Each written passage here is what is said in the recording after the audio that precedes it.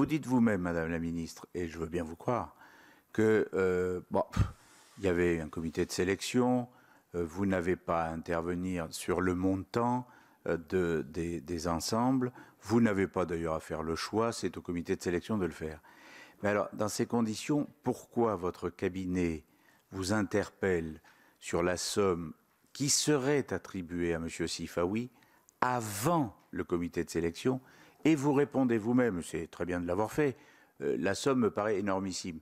Parce que ça semble indiquer, Madame la Ministre, qu'en réalité, ce qui est probable, votre directeur de cabinet a peut-être fait une présélection avant le comité, qu'on vous a soumis quelques idées ou en tout cas quelques montants et que vous avez réagi au moins sur le plus important, celui de M. Sifaoui. D'ailleurs, quand vous dites vous-même, M. Sifaoui et son association plutôt, demandaient ou avaient un projet à 600 000 €, vous avez, vous le dites vous-même, vous avez proposé à l'association, enfin vous, votre cabinet, avez proposé à l'association de trouver des financements complémentaires ailleurs. Ce qui revient à dire qu'avant même que le comité de sélection des projets se réunisse, décide, le projet de M. Sifaoui avait été plus ou moins validé par votre cabinet, qu'on avait compris que ça coûterait plus cher que 300 000 €, qu'on lui avait proposé de trouver des financements privés parallèles. Et donc, on a un peu le sentiment que, sans que vous soyez forcément vous-même totalement impliqué, mais qu'en réalité, avant le comité de sélection, le cabinet avait pris le pas sur l'administration pour décider. Merci. Madame la Ministre, si vous voulez bien, vous prenez les quelques questions qu'il y a.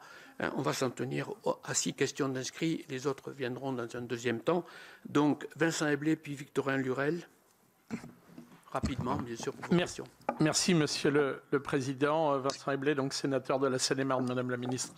Je voudrais vous interroger sur le subventionnement d'une association dont il n'a pas encore été beaucoup fait état dans nos discussions d'aujourd'hui, qui est l'association Reconstruire le commun.